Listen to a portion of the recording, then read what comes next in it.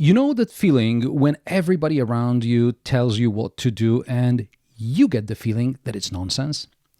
That's how it is with buying cars these days. For years, car companies have been telling you that you need an SUV, that you'll enjoy the commanding view of the road, the extra safety, but they forget to tell you that that comes at the price of driving a small barn.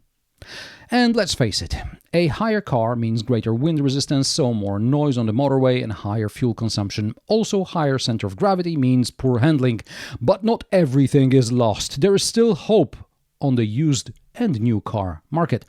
I made a list of 5 estates, or station wagons if you're American, which you can still buy for €35,000 new or new-ish.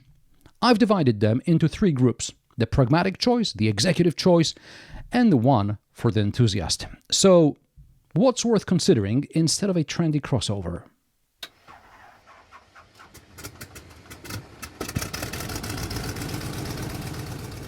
Dacia may claim to be value for money, but I think it's just cheap. If you're looking for real value, look no further than Skoda, especially the 4th generation Octavia. €35,000 will get you not just some barely broken-in examples, but even new cars sitting on dealer lots. Visually, this car has grown and become more substantial. Gone are the controversial split headlights from the 3rd generation facelift. The current generation fascia still looks modern and Audi-esque. But you're not looking at a Skoda for Audi design, it's the boot you're after. And 640 litres makes many a parent think if perhaps another baby isn't in order. This is the absolute benchmark in the compact and even mid-size segment. Moreover, as usual, Skoda delivers simply clever features like Velcro dividers and hooks and one-click cargo cover. With the backrests folded, there's 1,650 litres to fill. Think of all the gear, strollers and DIY supplies you'll fit in the back. Unfortunately, the magic is gone when you sit in the front. This car was designed in the VW Group's "we can do it better than Tesla" era.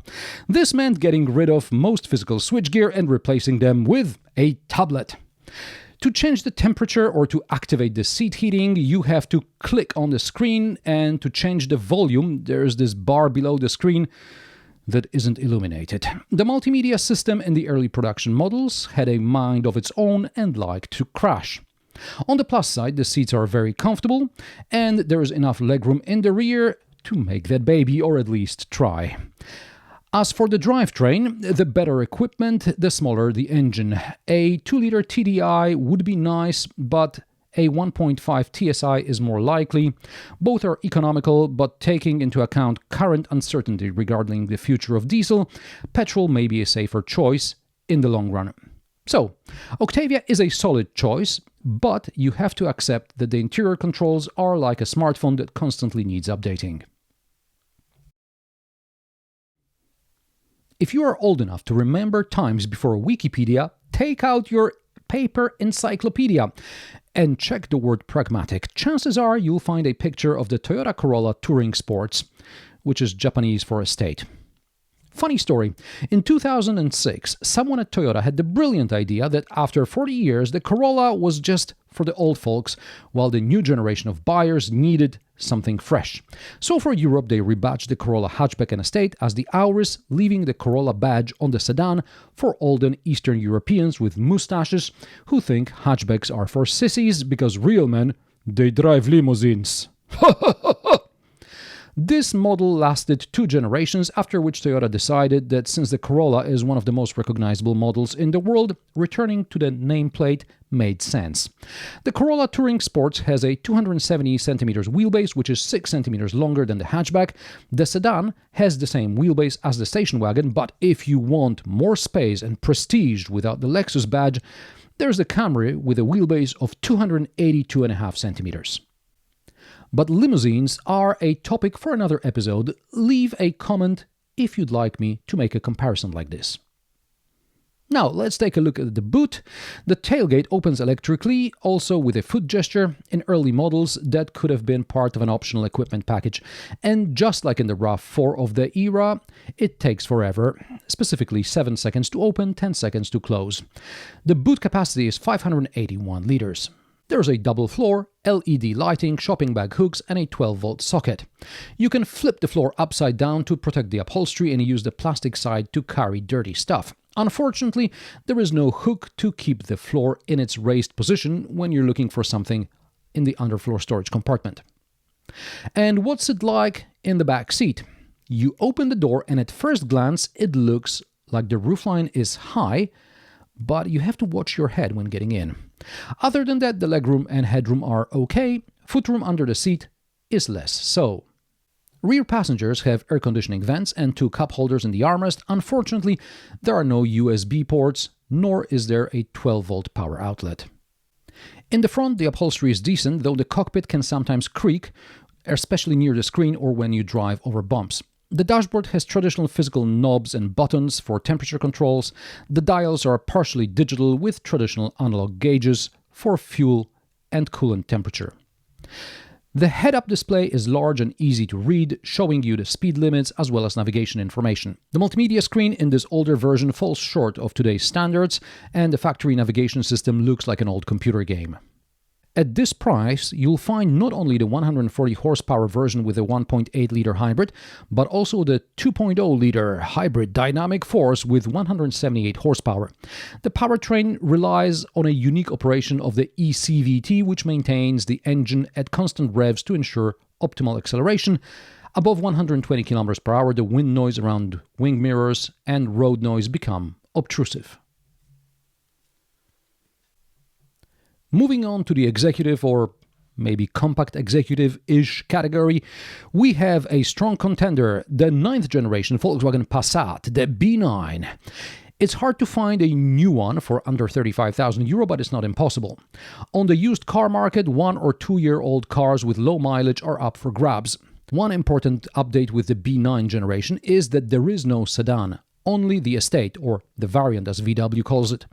The car has grown to nearly 492 centimeters in length, the wheelbase has increased by 5 centimeters. The result? Visually, it looks like a powerful modern road cruiser whose front end draws stylistic cues from the electric ID family, and no, that's not necessarily a good thing. The B9's interior is a technological revolution and more screens. A massive protruding multimedia screen dominates the dashboard. It's up to 15 inches across, which happens to be larger than the laptop that I'm going to use to edit this video. Fortunately, the Germans heard the criticism. The touch strip below the screen is now backlit and the physical buttons are back on the steering wheel instead of those fingerprint magnet touchpads in the earlier generation. There's now only automatic transmission and the gear selector is behind the steering wheel, freeing some space on the center console. The boot capacity increased by another 40 liters to 690 liters. Under the bonnet, you'll most often find a 1.5 ETSI engine with 150 horsepower, a mild hybrid, or a classic TDI diesel with 122 or 193 horsepower. The B9's cabin soundproofing has been improved thanks to optional double-glazed side windows, so at motorway speeds, it's relatively quiet inside. Adaptive cruise control and lane keeping assist work with the driver, not against them. Plus, the seats are comfortable. You can cover hundreds of kilometers this way. However, if you have an eye for Scandinavian design rather than German pragmatism, the second-generation Volvo V60 should be on your radar. This premium station wagon is built on the SPA platform, the same platform used by the larger V90 and XC90. At its debut, the V60 had the longest wheelbase in its segment. And after all these years, its design still holds up. These proportions, the long bonnet, the distinctive lights, make it arguably the most beautiful station wagon on the market. For a budget of up to 35,000 euro, you'll easily find well-maintained examples that are 2-3 years old. The interior is Scandinavian minimalism. Instead of a million buttons, there's a large vertical infotainment screen that resembles an iPad, and it is embedded in the dashboard. This looks better than the tablet protruding above the dash. But moving temperature controls to the screen means you have to take your eyes off the road. The Swedes are renowned for their orthopedic approach to seating. The seats are superbly ergonomic, though some, myself included, might say they are a bit too firm. There's plenty of legroom in the rear, but the designers have prepared a surprise for passengers, a high tunnel, so the middle seat is a real punishment. The boot measures 529 liters. That's less than in the Passat, but it makes up for it with a clever lift-up partition with an elasticated strap to hold your shopping in place. Under the bonnet, depending on the price and age, you'll find most likely a 2-liter petrol with 163 or 197 horsepower, and if you don't mind higher mileage, 349 horsepower all-wheel drive PHEVs pop up as well, 310 horsepower for older models. The steering is direct and the suspension is stiff, therefore I recommend avoiding models with large rims. It's not a BMW, so just relax and enjoy eating up motorway miles. The pilot assist system works very well on the highway. And finally, something for those who are on a tight budget but don't want to give up the pleasure they derive from driving. The 4th generation Ford Focus Estate handles brilliantly regardless of whether you pick a 1.0 EcoBoost or a 2.3 EcoBoost ST. When you take this car through a series of tight corners, you forget there's a huge boot behind you. The steering responds instantly, and the suspension strikes the perfect balance between agility and comfort. When it comes to space, the Focus has nothing to be ashamed of. The boot has an impressive 608 liters capacity, and the back seats fold down with a pull of a lever. Any cost cutting? Unfortunately, on the interior trim. While the materials at eye level are decent, the lower dashboard and door panels are made of cheap hard plastic. The infotainment system looks good and is legible, but opening Android Auto takes forever. Physical buttons and knobs for the radio and air conditioning are a plus. For €35,000 you can even find a relatively new ST model, but there is a wide selection of new cars with a 1.0 EcoBoost. You can also easily find a compromised, a lightly used 1.5 EcoBoost with 150 or 182 horsepower and a mild hybrid. So, what do you think? A station wagon instead of an SUV? A few years ago, I would have said no, because after all, an SUV has all-wheel drive and this is what you pay for. These days, however, when every other SUV offers all-wheel drive as an option, maybe it's time to return to traditional body styles. Let's summarize briefly. If boot space and space for passengers are your priority, the Skoda Octavia is your answer.